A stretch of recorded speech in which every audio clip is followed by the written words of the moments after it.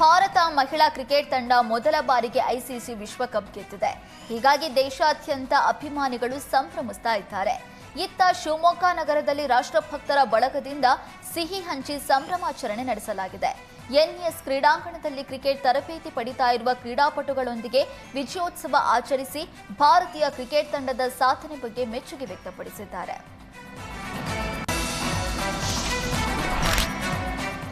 ಕಬ್ಬು ದರ ನಿಗದಿ ಮತ್ತು ಬಾಕಿ ಪಾವತಿಗೆ ಆಗ್ರಹಿಸಿ ಬೆಳಗಾವಿಯಲ್ಲಿ ರೈತರ ಪ್ರತಿಭಟನೆ ತೀವ್ರ ಸ್ವರೂಪ ಪಡೆದಿದೆ.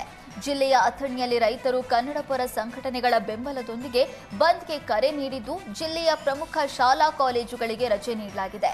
ಬೆಳಗಾವಿಯ ಅಥಣಿ, ಚಿಕ್ಕೋಡಿ, ಗುರ್ಲಾಪುರ, ಜಾಂಬೋಟಿ, ಗೋಕಾಕ್ ಸೇರಿದಂತೆ ವಿವಿಧ ಕಡೆಗಳಲ್ಲಿ ರೈತರು ಪ್ರತಿಭಟನೆ ನಡೆಸ್ತಾ ಇದ್ದು, ಅಂಗಡಿ ಮಳಿಗೆಗಳು ಸ್ವಯಂ ಪ್ರೇರಿತವಾಗಿ ಮುಚ್ಚಲ್ಪಟ್ಟಿವೆ. ಗೋಕಾಕ್ ಅಥಣಿ ರಸ್ತೆ, ದರೂರ ಹಲ್ಯಾಳ ಸೇತುವೆ ಮೇಲೆ ರಸ್ತೆ ಬಂದ್ ಮಾಡಿ ಪ್ರತಿಭಟನೆ ನಡೆಸಿದ್ದಾರೆ. ಕಬ್ಬಿಗೆ 3,500 ರೂಪಾಯಿ ದರ ನಿಗದಿ ಮಾಡುವಂತೆ ರೈತರು ಆಗ್ರಹಿಸಿದ್ದಾರೆ. 2 ದಿನದಲ್ಲಿ ದರ ಘೋಷಣೆ ಮಾಡದಿದ್ದರೆ ರಾಷ್ಟ್ರೀಯ ಹೆದ್ದಾರಿ 4 ಬೆಂಗಳೂರು ಪುಣೆ ಬಂದ್ ಮಾಡುವ ಎಚ್ಚರಿಕೆ ನೀಡಿದ್ದಾರೆ. ಕಬ್ಬಿನ ಬೆಲೆ ನಿಗದಿ ಗುರ್ಲಾಪುರದಾಗ ಆಕೈತಿ. ಇದು ಕಬ್ಬು ಬೆಳೆಗಾರರ ಒಂದು ಜಾತ್ರೆ, ಬೆಲೆ ನಿಗದಿ ಜಾತ್ರೆ ಅನ್ನುವಂಥದ್ದನ್ನು ಪ್ರಾರಂಭ ಆಗೈತಿ. ಇವತ್ತು ಲಕ್ಷಾಂತರ ಜನ ಕೂಡ ಇವತ್ತು ಕೂಡ ಭಾಗವಹಿಸತ್ತಾರ. ಯಾಕಂತಂದ್ರೆ ಈಗಾಗಲೇ ನಾವು ಕಾರ್ಖಾನೆ ಅವರಿಗೆ ನಾವು 5-6 ವರ್ಷದಿಂದ ಬರೀ ಒಂದೇ ರೇಟ್ ಕೊಟ್ಕೋತ ಬಂದಾರ. ಅವ್ರು 3,000 ರೂಪಾಯಿ ಕೊಟ್ಕೋತ ಬಂದಾರ.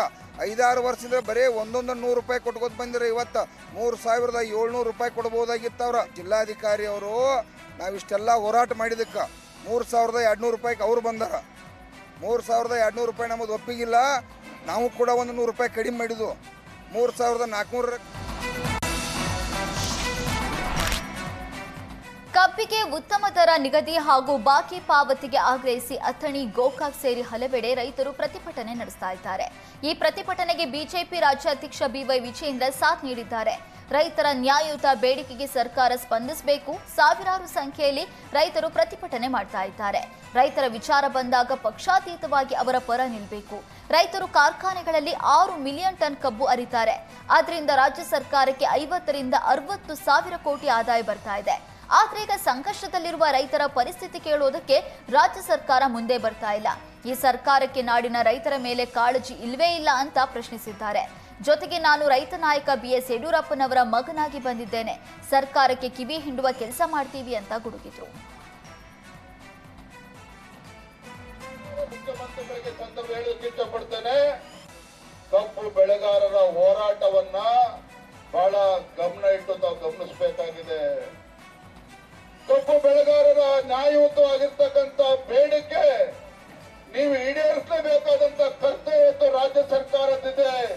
ತಾವು ಮುಂದಾಳತ್ವವನ್ನು ವಹಿಸಿ ಇವತ್ತು ಏನು ಇವತ್ತು ಸೌಕರ್ಯಗಳೇನಿದ್ದಾರೆ ಅವನ್ನೆಲ್ಲ ಕೂರಿಸಿ ರೈತರಿಗೆ ಸರಿಯಾದ ರೀತಿ ಕಬ್ಬು ಬೆಳೆಗಾರರ ಬೇಡಿಕೆ ಸರಿಯಾದ ರೀತಿ ಉತ್ತರವನ್ನು ಕಂಡುಕೊಳ್ತಕ್ಕಂಥ ಕೆಲಸವನ್ನು ಮಾಡಿ ನಾನು ಆಗ್ರಹ ಮಾಡ್ತಾ ಇದ್ದೇನೆ.